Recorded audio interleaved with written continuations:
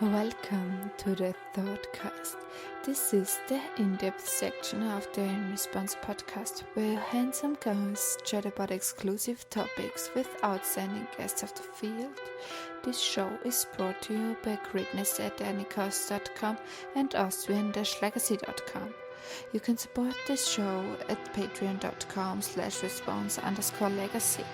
Now lean back and enjoy.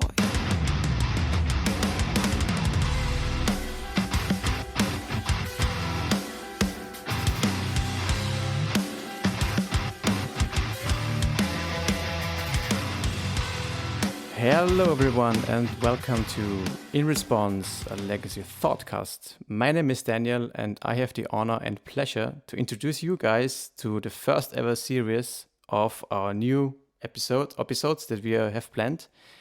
But before we do go into detail about this, I am not alone today. I have the pleasure to be joined by Kai Sawatari. He definitely needs no introduction anymore at this point. He's known for being a Twitch legacy and also sometimes a Winchester streamer, and is profound in doing card alteration. He used to be an artist and also doing some coaching on Savatarix.com, if I do this correctly. So, Kai, thank you very much for being on the show and welcome today. Yo, what's up, everyone? It's your boy Kai Sawatari, aka Savatarix and Magic Online. And yeah, let's talk about Storm. I've heard we're gonna talk about Dark Rituals now. Yeah, definitely, yes.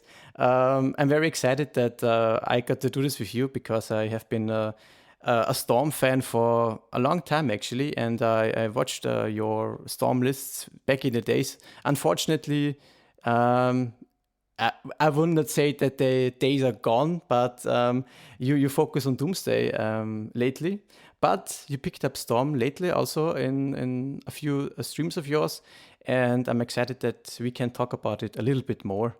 Yeah, dude. I got a sweet spot for Dark Ritual in general. Like Dark Ritual is such a cool card to me. I don't know. Like I think like most kids who started playing Magic, like had maybe like a Dark Ritual or two like somewhere in their casual decks, and it's a super cool spell, and Storm is the deck I have like the most memories with, and Doomsday is simply well, maybe like an excuse for 2020, 2021 and 22, just because the deck's like too busted. But I will always have a sweet spot for Doomsday, for Storm, excuse me. I already made a mistake there, yeah. I think it's also true for Doomsday at this point.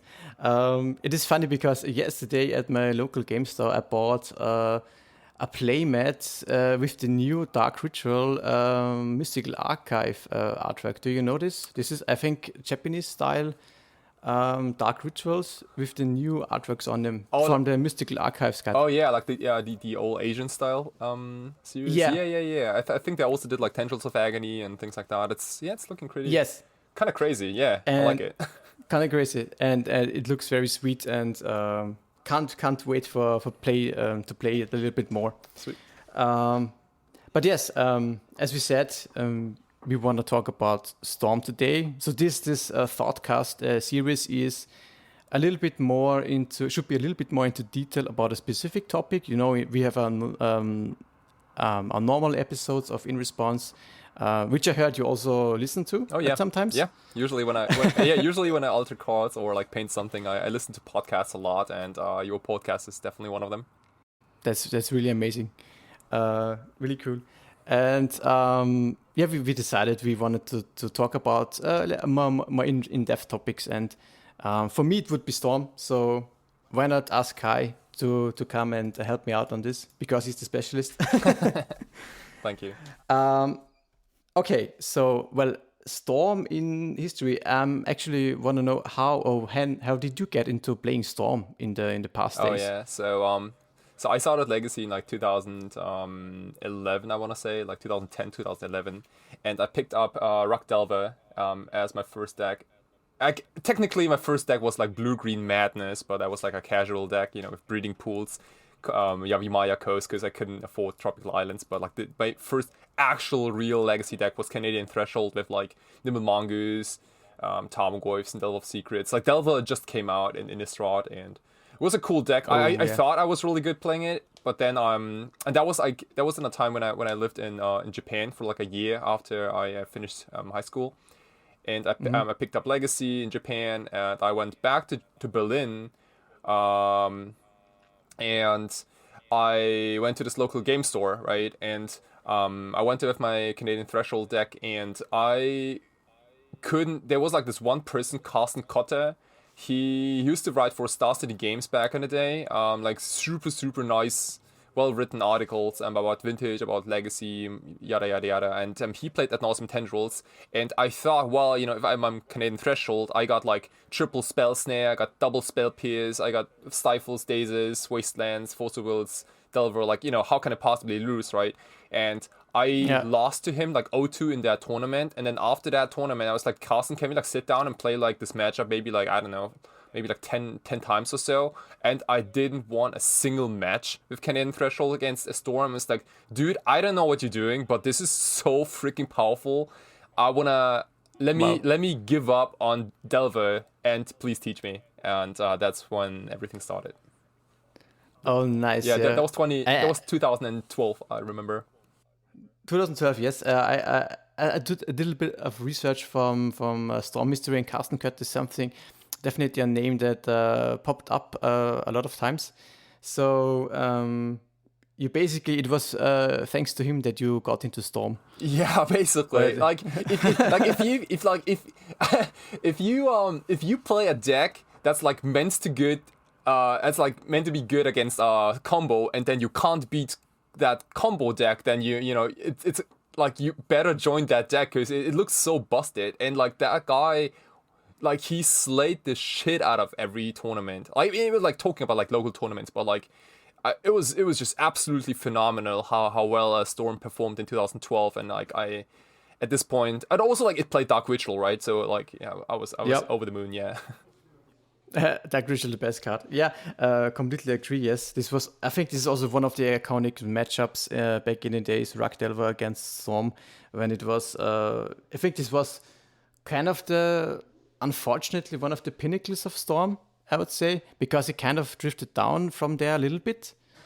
But I'm not sure if you would agree, but. Yeah, I mean, the deck had like a lot of like ups and downs, right? In 2012 there was no Deathrite Shaman, for example. There was no there was no Narset, Leovold, Endurance, like all those cards. Like no Thought-Knot Seer. Those cards were like not even like printed, and so it was definitely different. Like people were playing with Wild Nakadal back in the day, Noble Hyrox and Knight of the Roiquars, and you were playing like Past in Flames and Ad Nauseam. So yeah, for sure, yeah.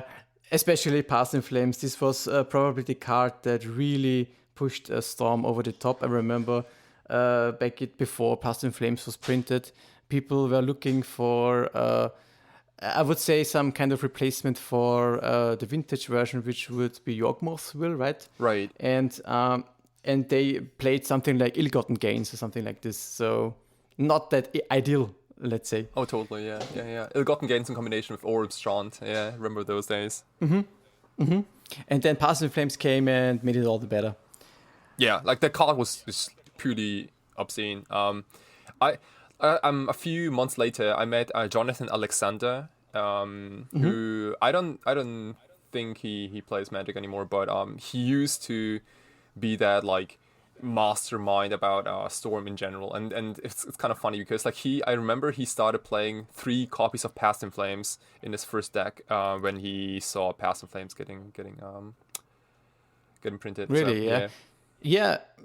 Well, I can't remember of because I personally entered the Storm archetype a little bit later, but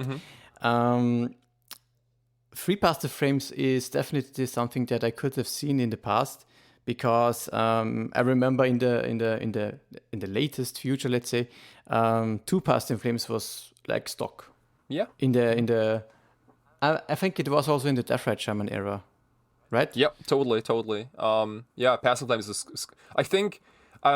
So I when I top 8'd that Legacy GP in Kyoto 2015, I must have also played like 2 copies of Past in Flames.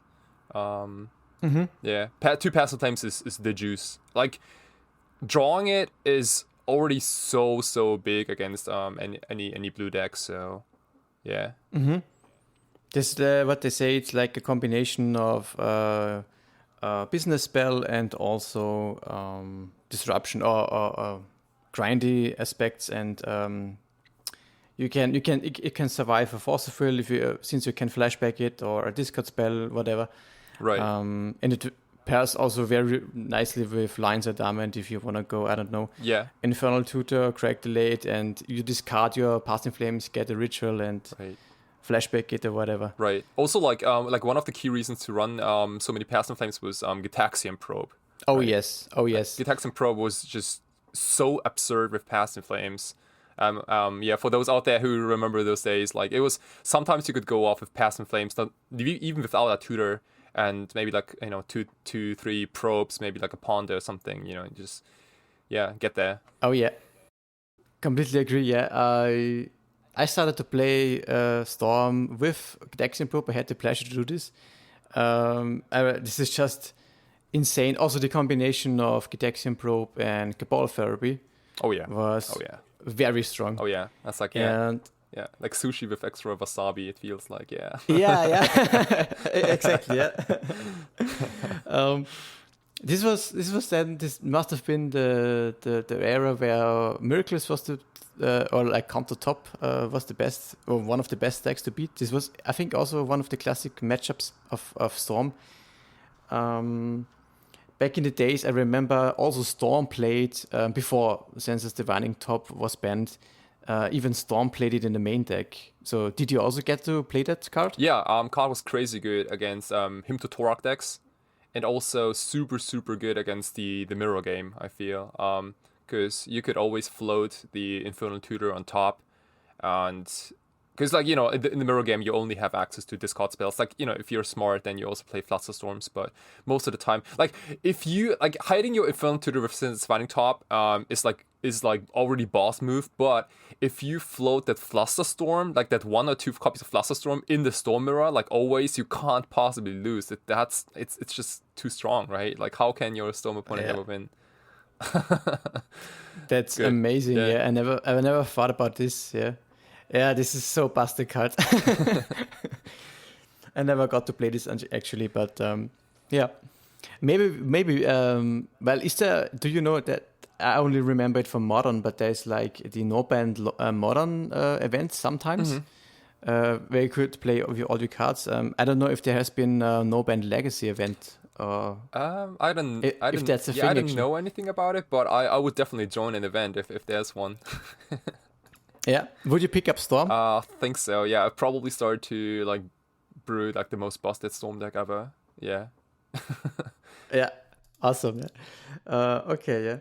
So, well, of course, Ad Nauseam did change, of course, a little bit over the years. Of course, unfortunately, we lost Gitaxian Probe, and probably for the better overall in the format, but that's something to be arguing about. Current iterations have, I think, like the core is still the same, I would say. We have our cantrip package, our rituals. We have Lines of Diamond and Infernal Tutor as the best, one of the nicest combinations where you like turn them into Demonic Tutor and Black Lotus. These are the really nice interactions that you get. And I think what a lot of people want to still know is like, in terms of Storm, would you pick Cabal Ritual or like Red of Flame, which would be then Tess, for example, the other Storm variant? What do you think is like the reason to pick like Cabal Ritual? Because I'm figuring you're for sure the Cabal Ritual guy, right? Yeah, it's kind of funny because like the first Storm deck I picked up was actually the Epic Storm. Oh, really? Yeah, like not because of Rite of Flame, but mostly because I like when I picked up the deck, I thought that I couldn't do the Passing Flames math like properly, and I would probably like just like screw things up and and lose too many games of that. I thought that Ad Nauseam is a way easier card because all you got to do is like resolve it, and then you That's like, true. and you see exactly what's going on, right? Like, like do I keep flipping, or like do I have to kill, yada yada yada. But Past in Flames Yep. is a little more complicated, because like sometimes, as I said, like, you know, you don't always have a tutor, so sometimes you have to like evaluate, okay, well, I have this Past in Flames, a couple of rituals, and maybe like 2 cantrips, like, is this good enough to go for it or not? And or sometimes, you know, you have Cabal rituals, but maybe at the time when you flashback them, they don't have threshold anymore because you miscounted maybe your graveyard, things like that. I always felt like Past in Flame was so much harder to execute than Ad Nauseam. That's why I picked the Epic Storm at the beginning, but only for a couple of months. I quickly realized that I didn't really enjoy the Gemstone Mine and City of Brass. So It was running Gemstone Mines. yeah, it was then. like it was like way back in the day. It played like Silence, only 3 dual lands. It played like 2 Underground Seas, a Volcanic, and 3 fetch lands. And it played 4 City of Brass and 4 Gemstone Mines, total of like 12 of 13 lands. Yeah, it was crazy back then. So was it already a multicolor version? Like, I'm assuming at least 4 colors? It was 5 colors, yeah. It was 5 color it was even, blue yeah. for the cantrips, it was red for Ride and Flame in Burning Witch, black for the black spells, white for Silence, and then you had green for Abrupt Decays in the sideboard. Okay, yeah, still. So actually, kind of similar that a test version of today would look like. Maybe they should. Yeah, exactly. Except that except that I have a kind of hard time to understand the mana base. I know that like people like Brian Cook and Alex McKinley, like they put a lot of thought into that new mana base, and I guess it definitely works out in some scenarios, but like I can also like imagine so many scenarios where the mana base probably doesn't work out because you have like the wrong fetch lands and they can't get the correct dual land, and maybe you color block yourself. I don't know, like maybe you have like Esper colors but you need red as well. Yeah, but like if you jam a Lotus Petals and what's it called, the Chromox? the Mox Salmon? Opal, the Mox Opal to the Mox mix. Opal, yeah. I guess that can probably like fix a little bit of of that issue, but yeah, mana bases have changed. And mana bases have changed, yeah. I agree. But the fetching is, of course, very valuable, but maybe they should try out Gemstone Mine back again. Maybe this would also help. But again, like back to the question, I've always been the Cabal Ritual guy. Like if Cabal Ritual is threshold, it's technically Black Lotus, right? Like you pay 2 mana and you gain 5 black mana. And who doesn't like Black Lotus? So that's true. I also found Cabal Ritual to be very good. I think, well, when it comes to Storm, you have to play around certain hit pieces. There are a lot of decks that, of course, want to hinder you in your game plan. And one of the worst cards I personally want to face is, for example, Trinisphere. Right. And yeah, and often when I'm actually able to play around certain hit pieces, and it often would involve Cabal Ritual, because the potential is so high that you generate a lot of mana, and it has the advantage of it typically getting around Chalice, because a lot of people would either put Chalice on 1, for example, or 0, if you would play against like a Stompy deck, for example. So I think this is a nice advantage that you have with Cabal Ritual. And the mana is just also very easy, right? You are primarily black when it comes, or only black when it comes to the rituals.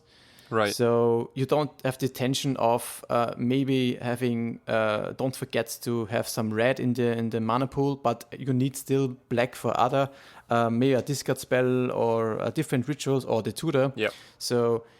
Oh, totally. This was kind of the reasons why.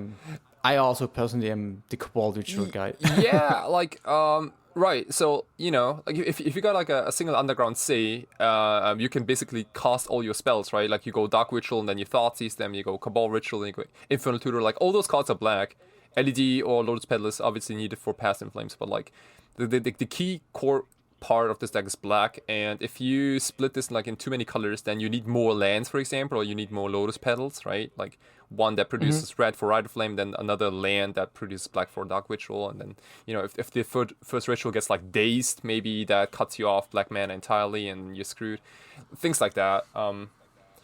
However, I've also played Ad Nauseam Tendrils at Legacy GPs where I played a single copy of Rite of Flame in the main and a single copy of Rite of Flame in the sideboard, just because I played Burning Wish as well in the deck. I think like 2 copies. That was in GP Las Vegas Legacy in 2000. Let me lie out. 2016 or 17. I played like how was it called? It wasn't like called like TNT or something like that. I don't know what the abbreviation is standing for, but I've definitely heard this version there. But it was definitely like it's kind of like if the Epic Storm and Ad Nauseam Tendrils had a baby, that would be it. Yeah, it was like a Grixis Storm deck with no preordains, or like only a couple of preordains, and you had Burning Wish in addition, and you could like fire off those fast empty Devorants with Cabal therapies early, and you could still grind with Past in Flames. That was kind of cool. I liked it a lot, and the reason why we played why I picked a single Rite of Flame in the main and the sideboard was first of all, Rite of Flame you could wish for. I did that I think once in a GP. It's a sorcery. You know, if you got like too many wishes in your hand, you can wish for one. And the second one was there if I don't think it came up in that GP, but like the logic was like if I wish for it, and then I can copy it with Infernal Tutor and still have another copy to search for. Yeah, that's nice. But the what's important about the Rite of Flame initially was that it provides like red, which is essential if you want to like Burning Wish into empty Devorants, right? Like you need 2 red mana. And if you have that Rite of Flame, you no longer need LED, for example. That's true, yeah. Right. LEDs can also be sometimes awkward if you need the mana, but you still want to cast your cards in your hand. Sometimes this can be an issue. So playing around this with Rite of Flame, especially when you of course have Burning Wish in your deck, makes a lot of sense. Right. But again, like that was 4 years ago, 5 years ago. So. I remember the lists, but I never actually played them myself. But maybe this would be a nice try. A lot of people actually are still, because, you know, in current iterations of Storm, like nowadays, there are certainly some flex slots. A lot of people are trying some special cards. And one of them is, of course, still Burning Wish today, but without any Rite of Flames to pair with. Just like you would see some people play Wishclaw Talisman, and other peoples would also, or in replacement, play Burning Wish. How would you say is this compared to, let's say, even Wishclaw Talisman as your extra tutor effects in current iterations of Storm, let's say? So Wishclaw Talisman, that card. So I gotta say, I haven't played a lot with Wishclaw Talisman, but I immediately realized the strengths and weakness of Wishclaw Talisman. Like, so first of all, like, the strength is that it is technically demonic, like an unconditional demonic tutor. True. Where, so like if you it can grab that one-off massacre, or like that I don't like the one chain of vapor you put in your deck to deal with, let's say, like a deafening silence or like a meddling mage, right? And you don't have to like go all in for doing that, right? Just like play out of your Wishclaw Talisman, and when the time comes, you can wish for that massacre, like, you know, nuke your opponent's Thalia board, and then go off. Yeah. That sort of deal. That's true, yeah. Right. I completely agree. Yeah, I've always found the Talisman enables like more proactive gameplay where you, or let's say initial game, some initial lines where you would just activate Wishclaw as the starter without, as you say, without like investing too much resources into, I don't know, a full fledged out Storm line where you would like have an Infernal Tutor in between the line and maybe search for this answer piece for your opponent's, I don't know, Thalia or whatever. Right. So, because if this doesn't work, then you just screwed a lot of the times. Yeah. Like, I mean, I guess like Massacre was like a bad example because like Burning Wish can also technically get Massacre, but like Wishclaw Talisman can get anything, right? Like, anything means like, Abrupt Decay, for example, is an instant. But if you don't like, even if there's like no hate piece at all, you can always like instant speed get a Flusterstorm or like a Veil of Summer or an LED, for example, right? Like, and boom, you got a DIY ritual. For sure, yeah. in a lot of ways, this has some parallels to Sensitive Divining Top, but this might be a little bit over the top to compare it to this card at this point. I would probably compare Visual Talisman more to like Grim Tutor, like back in the day. Yeah, because there were games. I personally didn't play a lot of games with Grim Tutor, but I saw many games where people went for like turn 2 or 3 Grim Tutor just to grab like an Abrupt Decay or like an additional ritual, for example, and then went off like the following turn. Before Wishclaw Talisman, I remember there was Dark Petition, for example, that you would play. Oh yeah, I love Dark Petition. It was a good card. Me too, yeah. I always have found to be it very good, but the only flaw that I had with this, or the problem, let's say, that I had with this card is the Ad Nauseam lines get so much, or sometimes very much worse. Yeah, like yes and no. So first of all, like Dark Petition is super good against non-blue decks, and it's super bad against blue decks. I agree. It's kind of like the opposite of Past in Flames. Like Past in Flames is very good against blue, and like mediocre against non-blue. And Dark Petition is exactly the opposite, where it's like super good against non-blue because it's fast, but if you get paired against like decks with Spell Pierce, Daze, Force of Wills, like that 5 mana commitment is huge, right? That's true, yeah. What was the question again? I'm sorry. For me at least, the Ad Nauseam, right? The experience Ad Nauseam, yes, Yeah. was sometimes an issue because if you flip it off Ad Nauseam, it's quite painful. I actually liked flipping Dark Petition with Ad Nauseam because if you flip Dark Petition, you no longer need LED, right? If you cast Ad Nauseam and you flip Infernal Tutor, well, then you better also keep flipping until you hit that LED, because without LED, Infernal Tutor really does just almost nothing, right? Sure. And Dark Petition has like a built-in LED already. All you gotta need is like 5 more mana. It's like flipping Tendrils of Agony to Ad Nauseam, and I love flipping Tendrils of Agony because all you gotta do now is just find 4 black mana. That's all you gotta need. You don't need Tutor or LED to finish the job. So. And maybe the rest of the storm, the storm count, to cast a lethal tendrils, yeah, for sure, yeah, that's very true. This is an aspect I never saw it that way, but as you said, when you flip an Infernal Tutor and you still have to look for Lines of Adamant, maybe on average you're losing like 5+ life anyways because of the extra cards that you need to flip. Totally. So, and like, don't you think that like most of the times when you play Ad Nauseam, you've probably already used at least 1 LED, right? Yeah. So for sure. You only have like 2 or 3 left in the deck. How actually? I'm wondering what is like the baseline requirement for you to go for the Ad Nauseam line? Like you can have a land drop left, like right. This is an important aspect. If you have a land drop left, then how many petals you have, how many lines of damage you still have in the deck. So what is your baseline? Let's say the minimum requirement. Yeah. So like so Ad Nauseam, if you have Infernal Tutor and LED in hand, all you need is 7 mana, right? You generate 7 mana, then you in total, including the LED. Ad Nauseam minus Infernal Tutor is 5 mana, and then Ad Nauseam with 0 mana floating.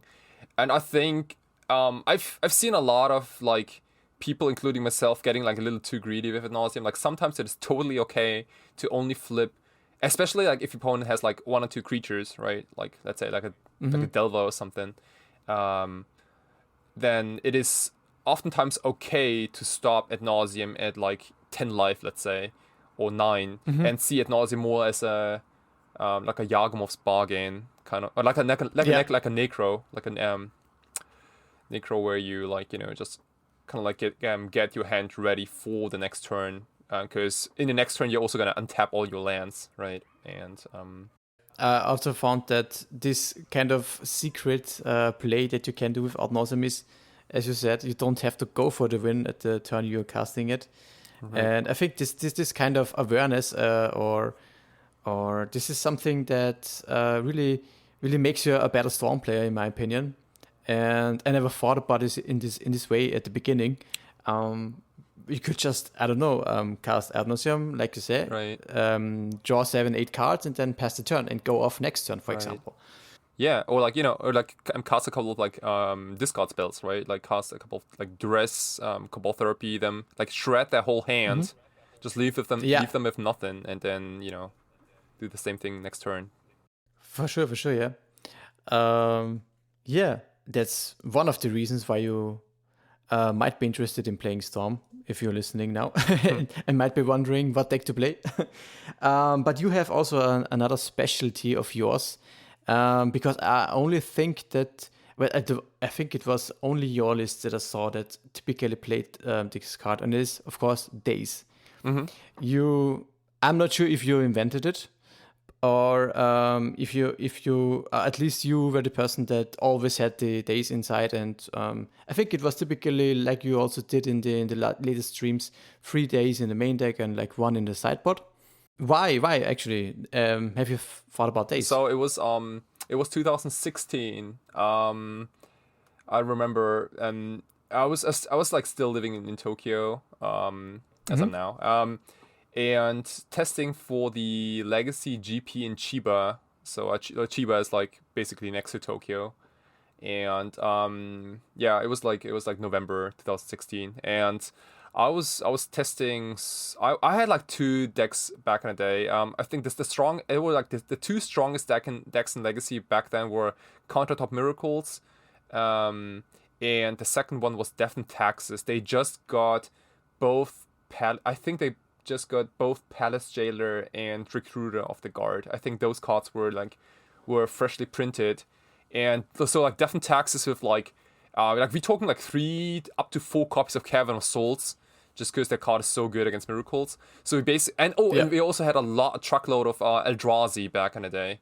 2016. So we had like, this was not a Delver era. Like there was very little Delver. I think in that GP Chiba there was 0 Delver in the top 8, and I think also like 0 Delver in the top 16. It was crazy.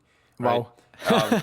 You saw like a lot of like slow decks like Charlotte's Book, 4-color mid-range Delver maybe, but then again the Death and Taxes decks, Eldrazi and the Miracles, and you know how slow they are, right?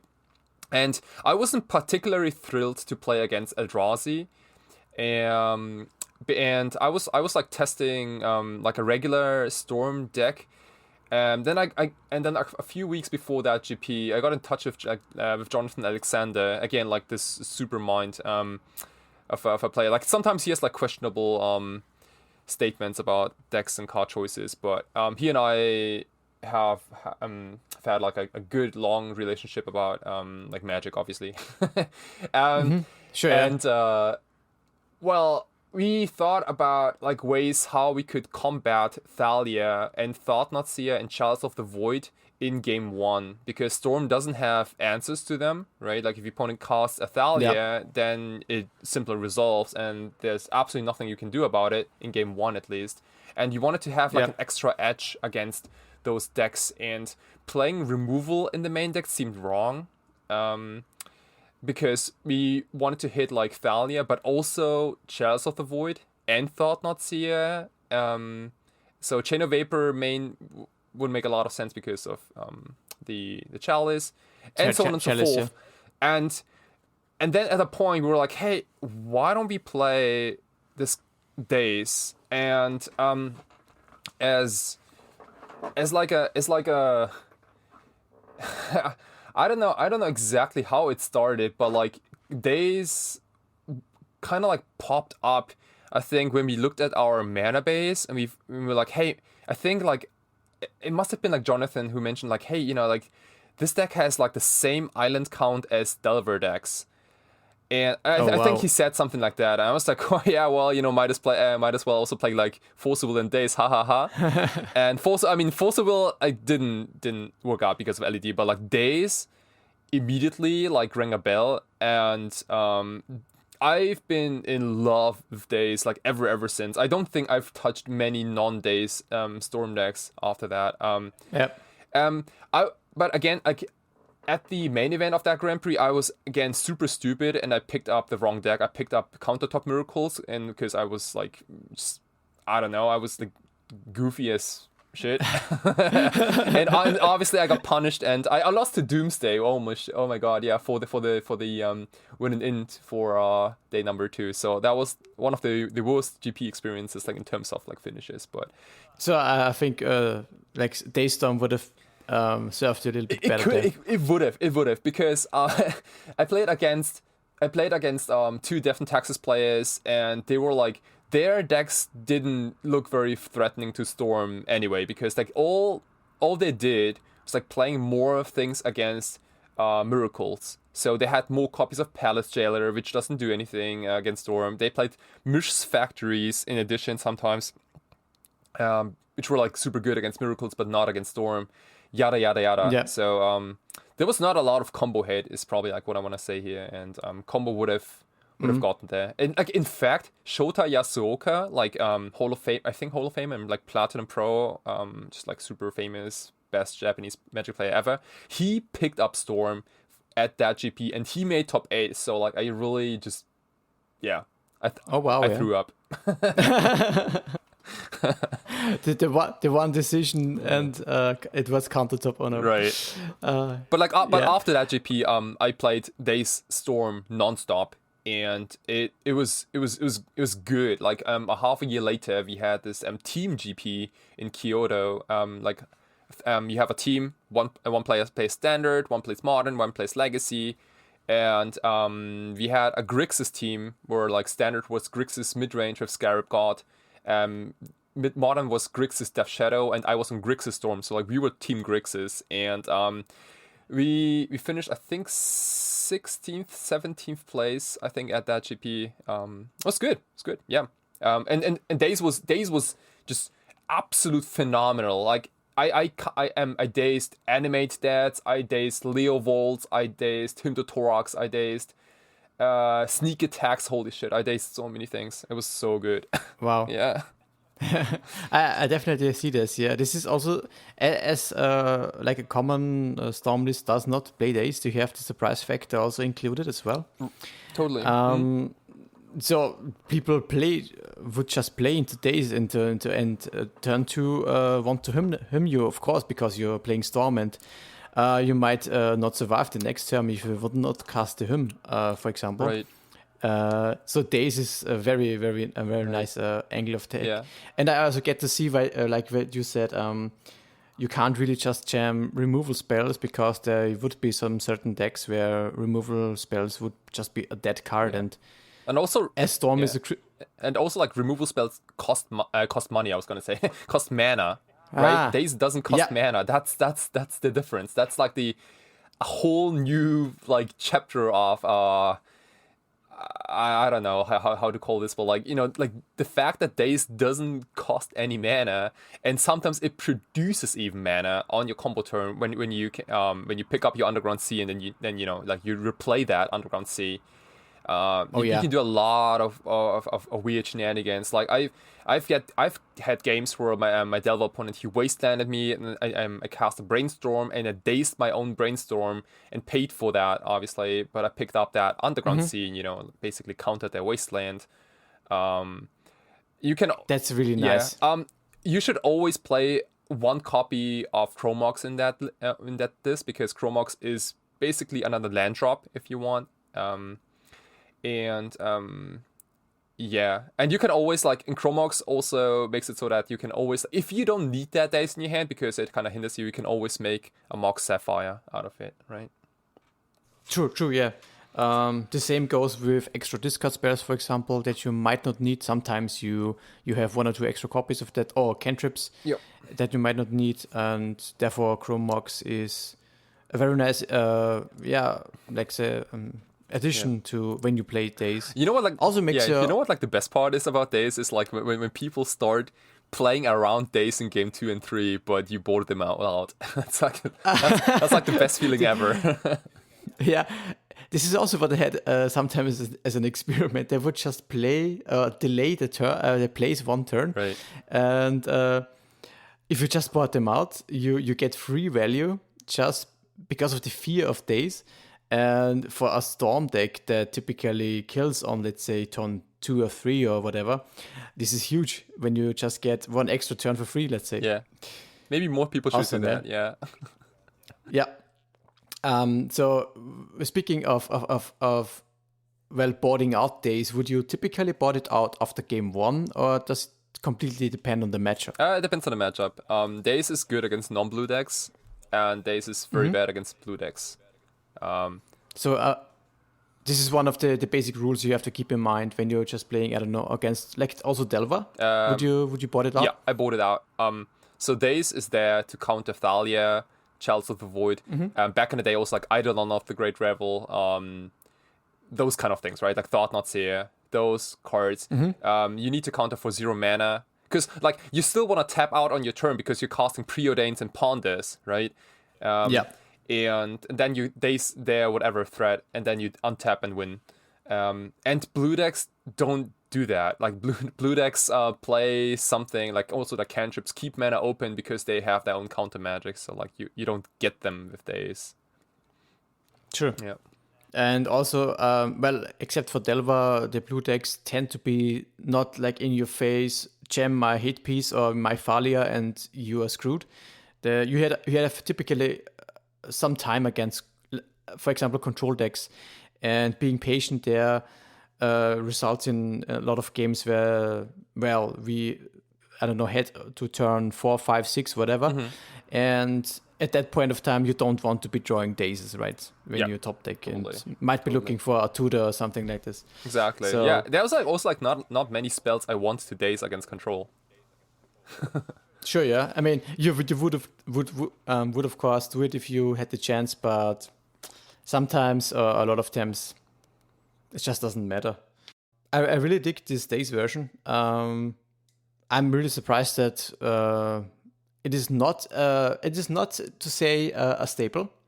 It is because if you have a look at all the typical lists that are being published, Daze is rather a rarity, so I'm kind of surprised by this.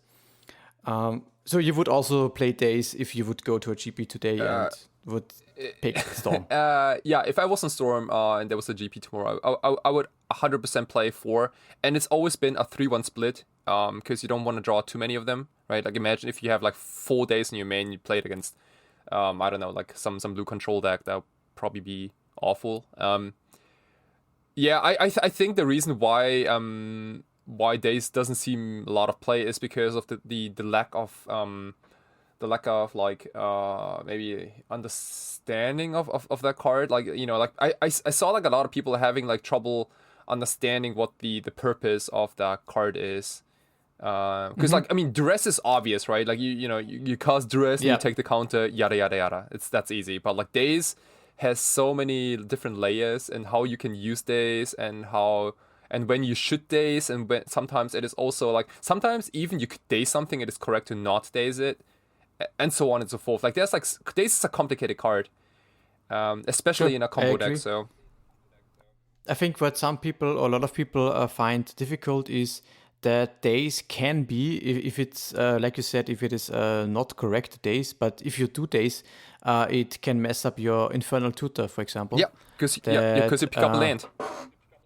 Yeah, exactly. And this is something that you just have to keep in mind, and also just don't Daze everything that you see, let's say, then because it might cost you a turn because you have now 2 lands in your hand and you might wanna go for the Infernal Tutor line and you don't have lines at Diamond.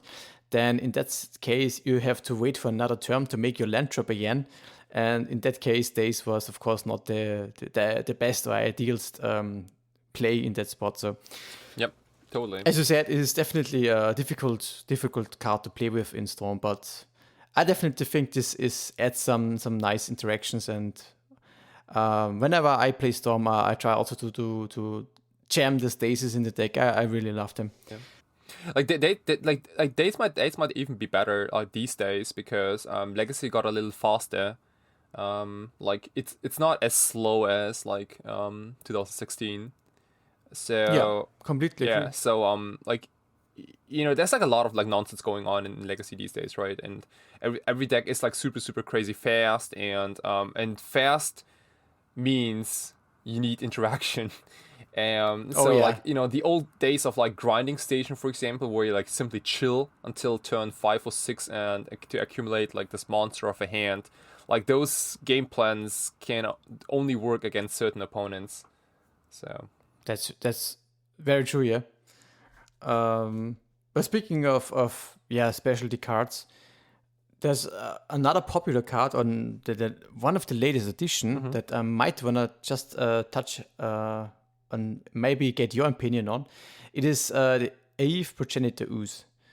I think this might be the newest addition to Storm from Modern Horizons, if I remember correctly. And it is not that of a staple, but some people, or a lot of people, like this card over, let's say, Empty the Warrens as separate win condition to your Tendrils of Agony.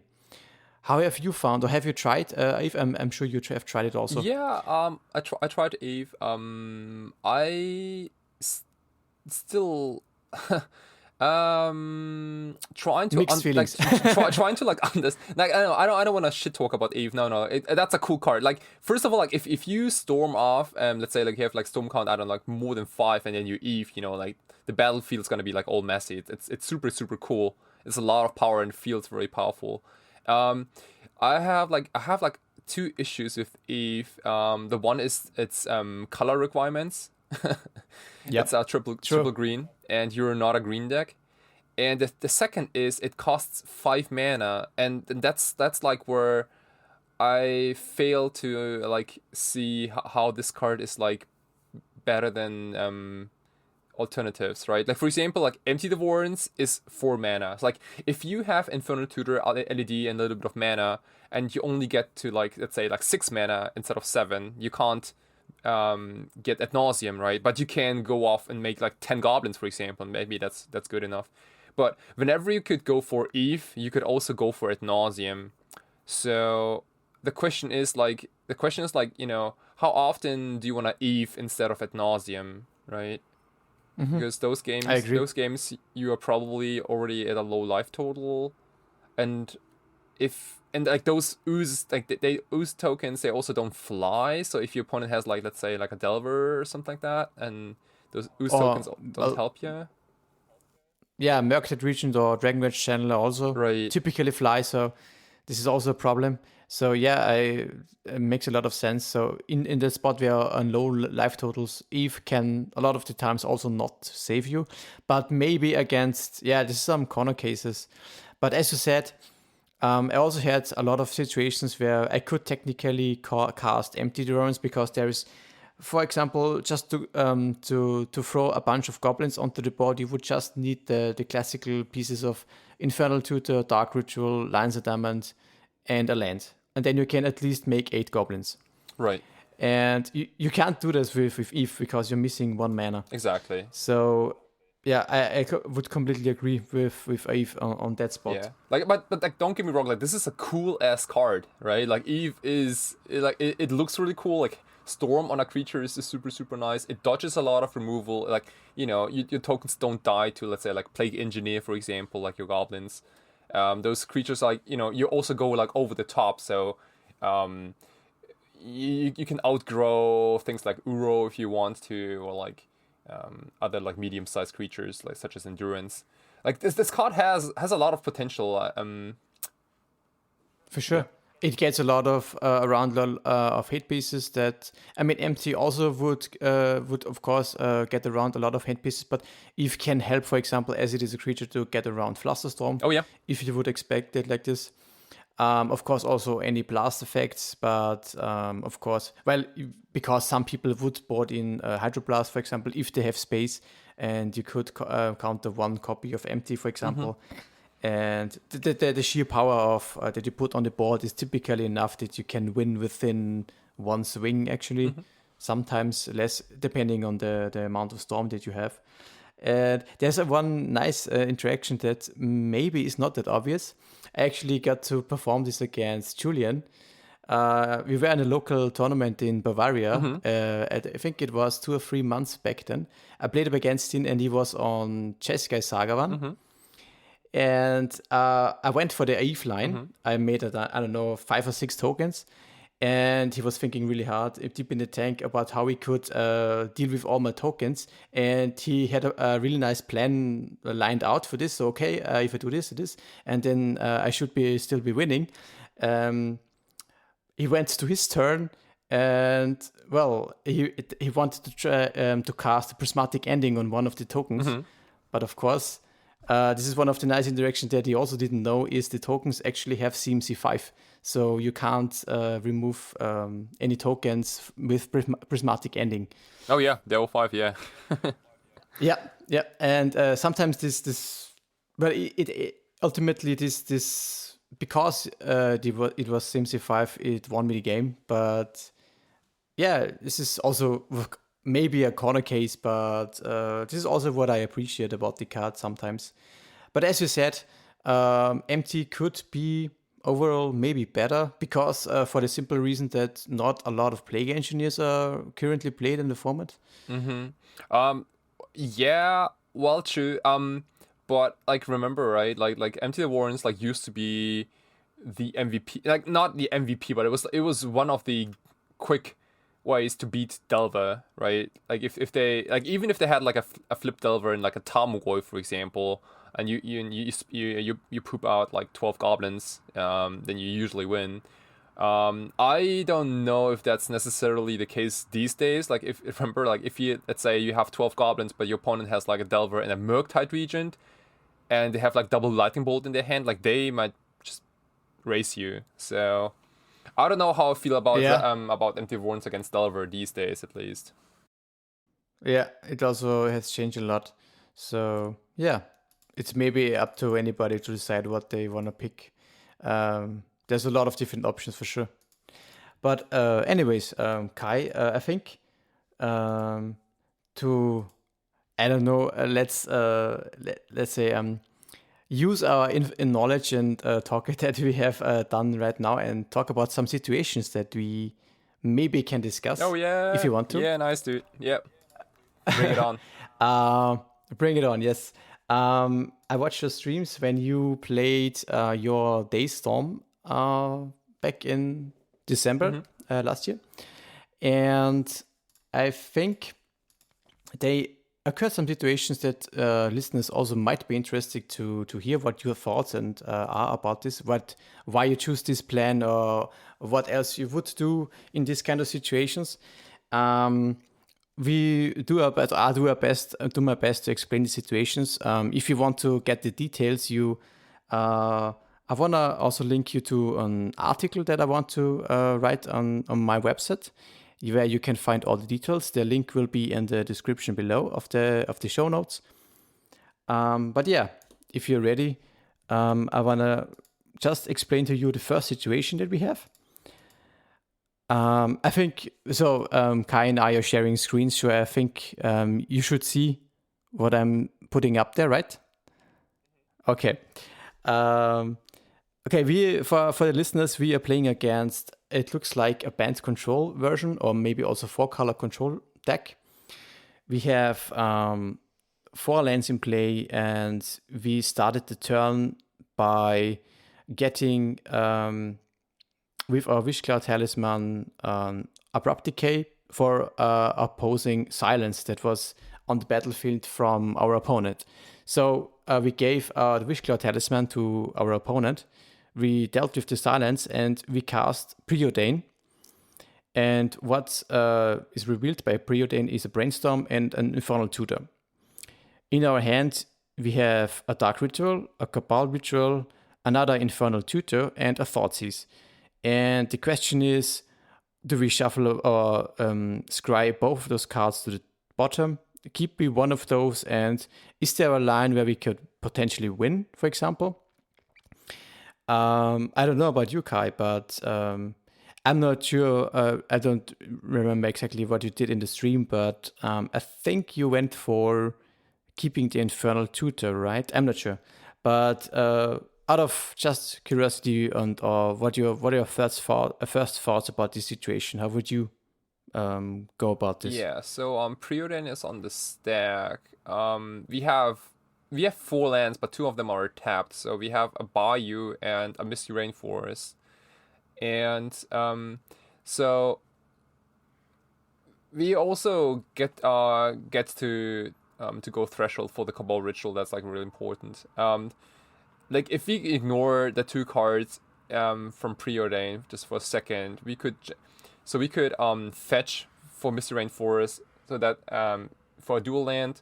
So we have 2 mana from our lands. 2 mana. Dark Ritual gives us another 2 mana. It's 4 mana. Cabal Ritual is like another 3 mana. It's like 7 mana.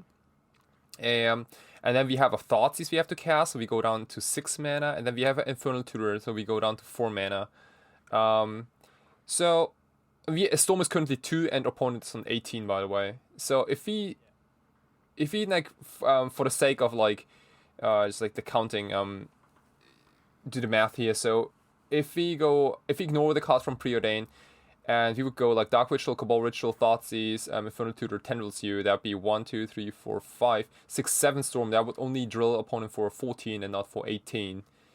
And the Infernal Tutor we see in that Preordain, so it's Brainstorm and Preordain, Brainstorm and Infernal Tutor, excuse me, is that Infernal Tutor can potentially copy a Cabal Ritual, right? So 1. And then you would basically go up a mana.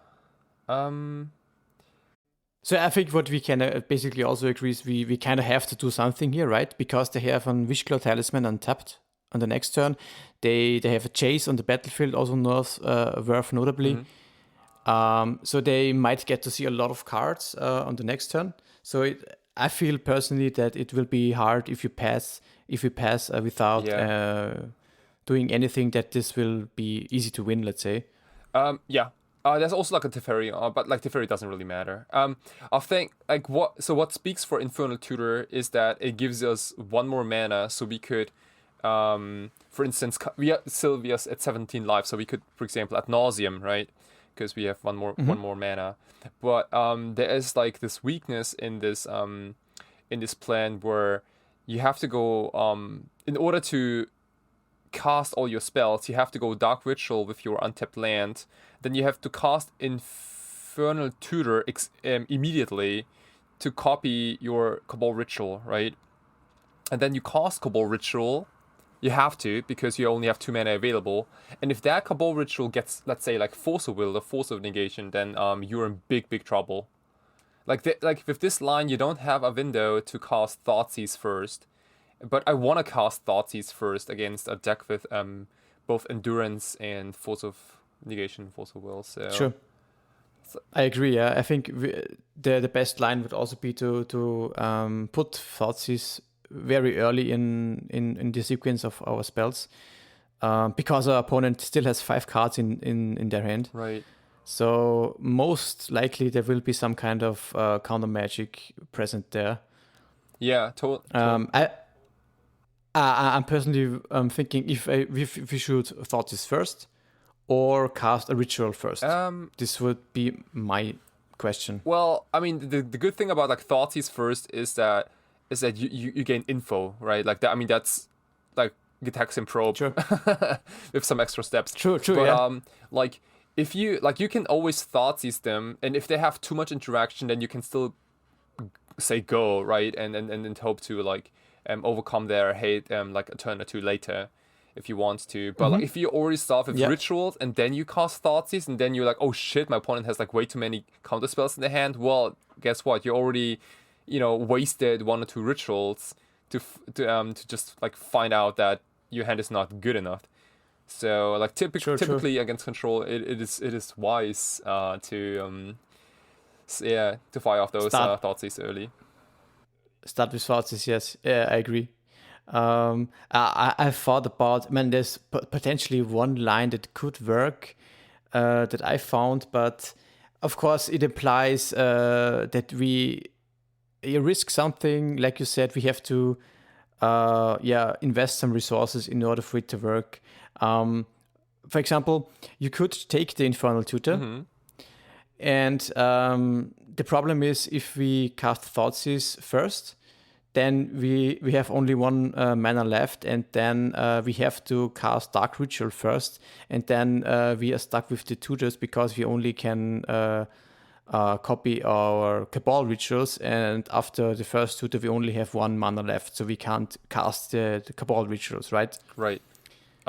There's also like another cool thing you could, I don't know if it's cool, but another thing you could do is like take the Infernal Tutor, play that Infernal Tutor immediately. If it resolves, you get another Thoughtseize, and then you say go, right? And then next turn you can start with 2 Thoughtseizes into like the rest of your stuff. The problem is though, since they have the Wishclaw Talisman, if they have another, let's say like a Deafening Silence or like a Meddling Mage, then you're probably screwed. That's the problem, yes. Right. And spoiler, this is also what happened in the situation. I think you went something like Infernal Tutor, cast Thoughtseize or something like that. They forced it, and then they untapped and got another Deafening Silence, and then this was basically over. I mean, like, remember that Wishful Talisman also like comes back to you. I don't know if I had the chance to grab something then, but. Sure, yeah. This would be a positive thing if they grab Infernal a Deafening Silence. I think what they did, and now I remember, they surgicaled your Decay. They had a surgical also, and then got another Deafening Silence. Okay. So there was no way to remove the silence anymore. Right. And this is very bad, of course. But in theory, what in theory could also work is you could start with, if you take the Infernal Tutor, you can start with Cabal Ritual.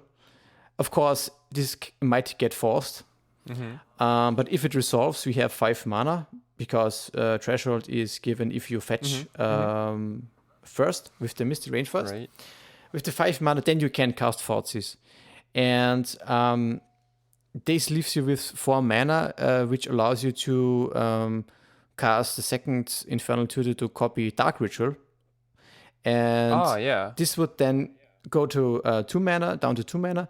Then you can cast both Dark Rituals, go to 4 or 6 mana, then cast the last Infernal Tutor and go for Tendrils, which would be exactly 9 Storm. Yeah. But of course, this would have been only possible if they didn't force, let's say, the Cabal Ritual at the beginning. Right. Or if they have more interaction than one force, then it also doesn't work. So very tough situation to evaluate, in my opinion.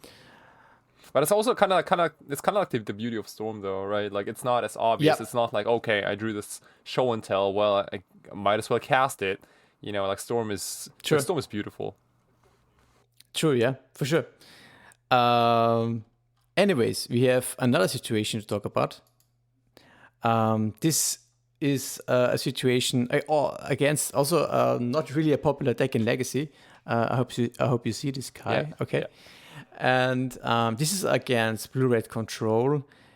They have a handful of counter magic. They have 2 Force of Wills, a counter spell, a spell snare, and this seems to be a Fire and Ice, and a Relic of Progenitors on the battlefield. So basically, our graveyard is non-existent virtually. We have for lands a Lotus Petal on the battlefield, and our hand is quite packed, actually. We have 2 Thoughtseizes, a Flusterstorm, a Dark Ritual, a Cabal Ritual, a Tendrils of Agony, and the Eve Progenitor Ooze. I think this is a very nice situation where it seems very impossible to go off because if you look at this hand, because it kind of feels overwhelming. But since we have a lot of lines and interactions, spells also, I would say that we are quite favored here. What is your opinion? Yeah, if you look at our opponent's hand, right, like you see a counter spell, double force of will, spell snare, and fire eyes. I mean, fire eyes is basically a pitch spell for force of will, but like this is like what control looked like back in the day, around 2011, 12, 13 maybe. And this is like exactly how Storm used to beat those blue decks, because blue decks back in the day only played counter magic, not like today where there's like less counter magic, but they also play like nasty stuff like Narset or like Meddling Mage. I mean, I guess Meddling Mage is kind of old, but Endurance maybe to mess up with Passing Flames, things like that. And Storm is very good at beating decks with multiple forcible counter spells and spell snares, because those decks tend to be slow, so you get a lot of time. I think I might have picked to be on the draw for this game maybe.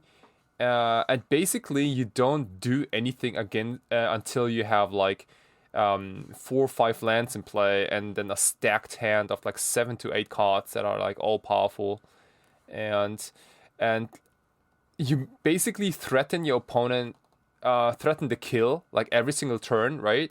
Because you could technically kill your opponent. Like your opponent doesn't know that, so what they do is like they keep all their like counter spells up, which means that they're gonna slow down, and I see they only have a single snap cost you at 11 life. You know, like not a big problem, and you're gonna start firing. And this is almost like chess, right? Where you start casting like maybe like a Thoughtseize, and just like see what they do.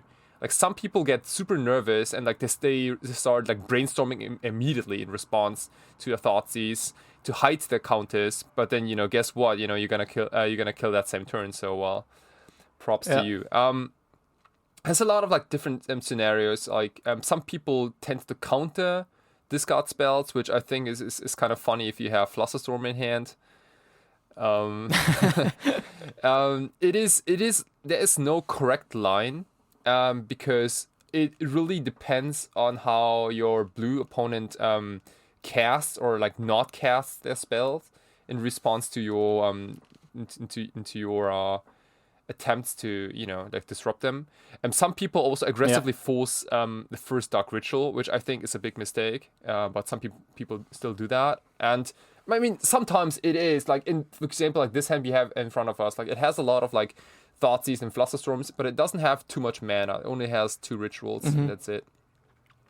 True. So you always gotta like keep in mind, okay, if I start with Dark Ritual, is it okay if they counterspell this Dark Ritual, right? Like, would I be okay with that?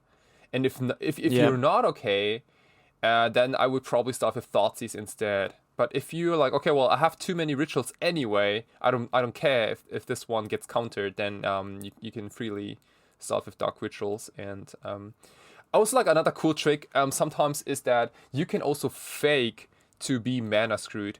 Like, sometimes I don't play out lands, and I cast, for example, I start with Cabal Ritual, and with, like, let's say, I almost tap out for that Cabal Ritual, and really tell my opponent, hey, I really need this Cabal Ritual to resolve, because I don't have any mana sources left, right?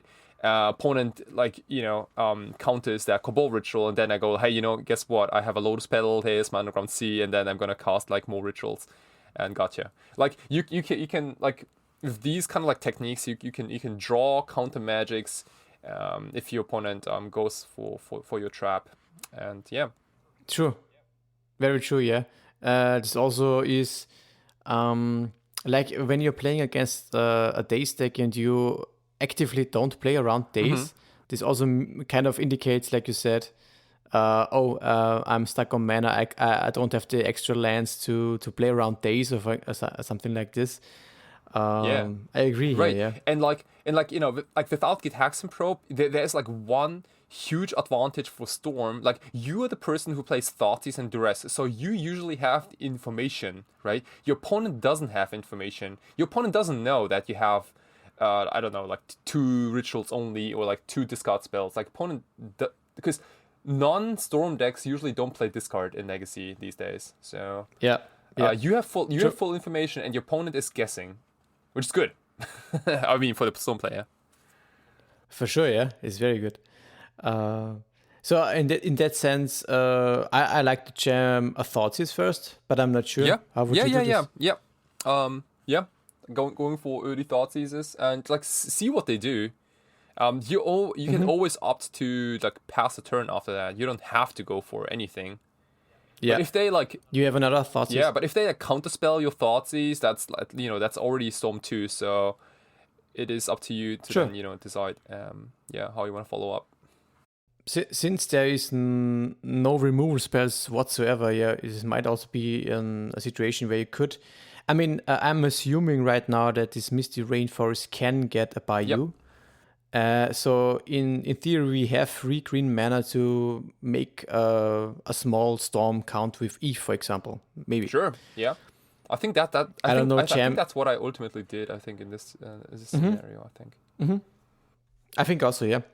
And if you have, I don't know, 4 or 5 tokens, or even just 3 or 4, this seems that in this spot, this is, because they only have a Snapcaster to block, and maybe this fire can kill one of the tokens, but beyond that, doesn't seem that great for your opponent. I think this is a very nice situation where you can just be remembered that you can and should be patient against control decks with Storm. You don't have to be, I don't know, fearsome if they, I don't know, I can't let them untap because they might cast a Brainstorm and find 3 new forces or something like this. Well,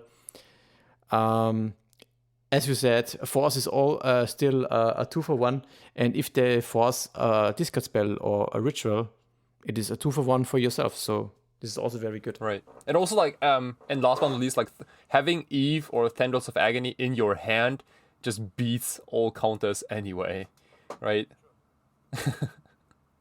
You just can turtle around a little bit.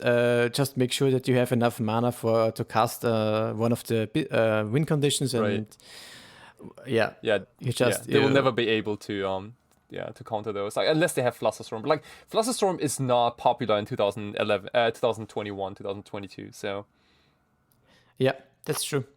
Has been in the past, but not so much today. Awesome. For the last situation that I have is now a non-blue deck to change things around. This seems to be green-white depths, and the situation is we have an Ad Nauseam on this deck, and the question is if we want to go further or if we can stop, and what we want to do with our cards that we have drawn. The opponent has the most important thing to notice is that they have Elvish Reclaimer, which can grab potentially later on some hate piece lands. Normally they could get Pachuca Bog, but this is already on the battlefield for them. Then they have a Thespian Stage on the battlefield, an untapped Savannah, and a Mox Diamond. And worth notably, they also have the Yaimava Urberg green mana analogic card that makes all the lands green or produce green mana. So I think in this situation, and by the way, what we have drawn is pure gas actually. We have Dark Ritual, a Cabal Ritual, 2 Lines of Diamond, an Infernal Tutor, a Wishclaw Talisman, and 1 Daze. And we are tapped out currently because we used all your mana to cast the Ad Nauseam. The question is, can we, or should we go further? Because currently we don't have any mana, so we can't storm off. But the question is, can we pass the turn and go for the kill next turn? I think for this situation, and this is also what happened, by the way, in the stream. How can you play around a crop rotation that can be in the opponent's hand? Because in theory, if you look at the mana, they can go for crop rotation by tapping the Savannah, for example, get a Dark Depths, and make a 20/20 right away. So the question is how you can prevent that. Or should you go further with Ad Nauseam? You're on 7 life, by the way.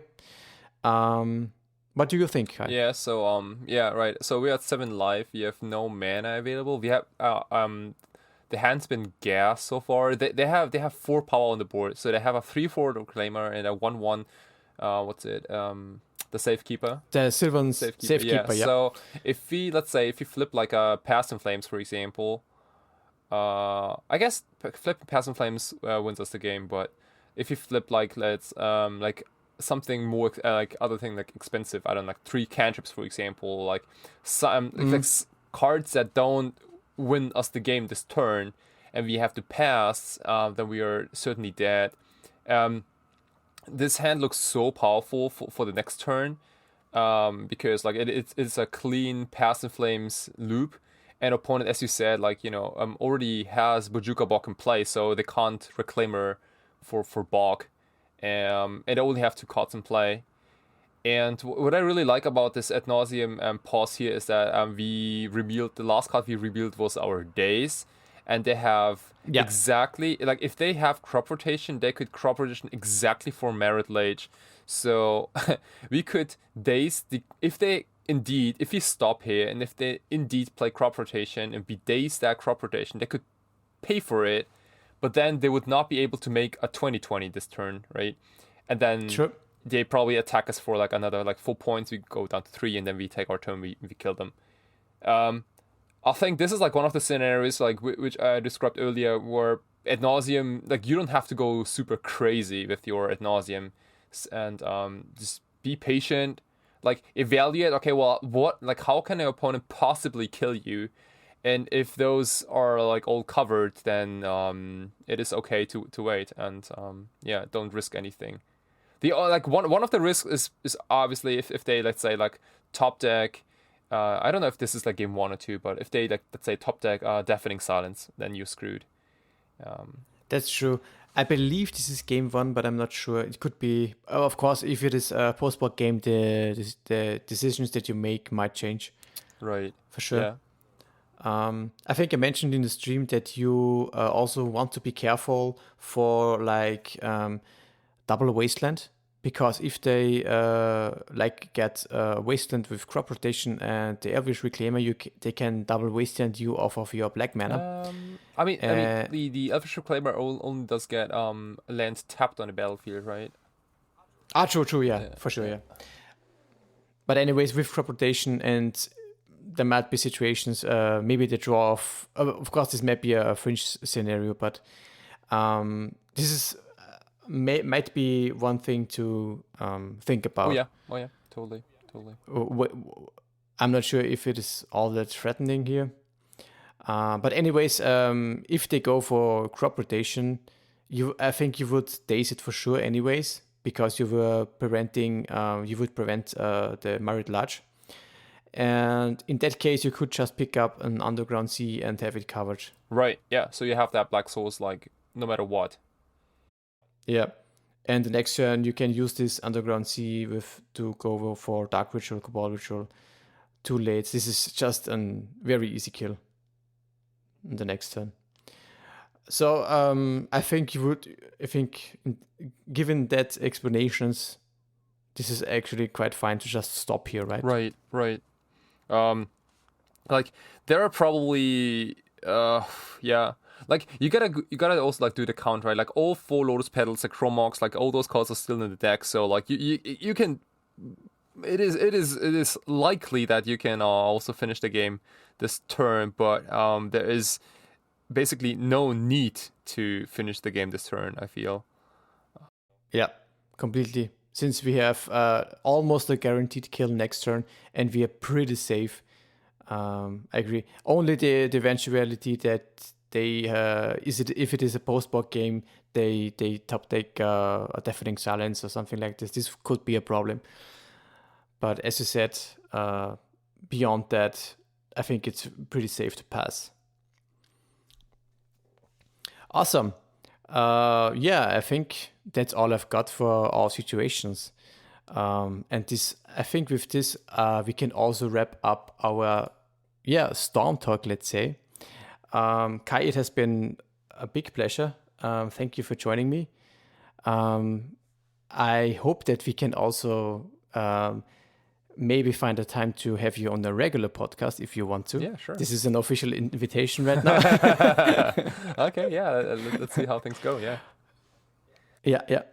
The only thing left, of course, is to say where we can find you on social media. Yes. If they want to join your content. Yeah. So if you haven't checked it out already, my homepage is sawatarix.com. It's literally my name.com. On Twitter, on YouTube, on Twitch, on Instagram, it's always Sawatarix. Please check it out. I usually stream Legacy and Vintage. If I stream challenges, I also do live alterations between rounds, and just talk to people. I have my own Discord, and it's like hanging out, growing a community. I think I'm having a lot of fun talking about like shitty German food, awesome Japanese food as well, and talking Magic, talking Japan, talking art, talking card alterations. It's a lot of fun. Thank you so much for everyone for joining. Yeah. Awesome. Yes, for sure. We will put all the links in the description that are necessary so that people can reach you. And with that, the only thing that might be missing is also to, of course, follow the podcast. It is In Response, a Legacy podcast, of course. You can find our podcast Twitter, which is at response_legacy. And we also have a Patreon if you want to join us. It is also response_legacy. And you can find our Instagram, our all the other social medias, and our own Twitter handles from our own hosts on our link tree that is also on the description below. And with this, I want to thank you again, and In Response, the end. Cool. Bye.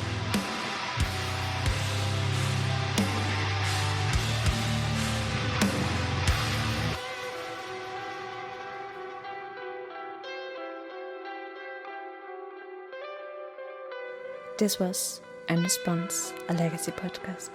If you enjoyed the ride, feel free to support the show by following, leaving a review, or subscribe on patreon.com/response_legacy.